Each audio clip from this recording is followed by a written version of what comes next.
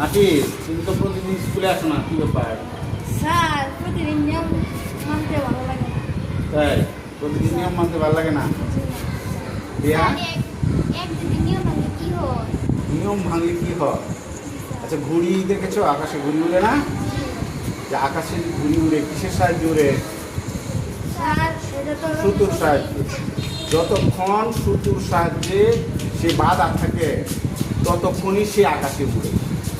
আর যখনই সুতোটা কেটে যায় তখন কি হয়? সে মাটিতে পড়ে যায়। আশ্রে পড়ে। ঠিক আছে, আমাদের জীবনটাও সেরকম।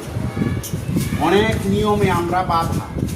যতক্ষণ আমরা নিয়ম মানব ততক্ষণ আমরা কি সুখের আকাশে ভাসব। আর যখনই আমরা নিয়ম মানব না তখনই মাটিতে আশ্রে পড়ব। তাহলে কি বুঝলে তোমরা? নিয়ম মানা উচিত। এখন থেকে তাহলে নিয়ম মানবে, জি প্রতিদিন স্কুলে আসবে।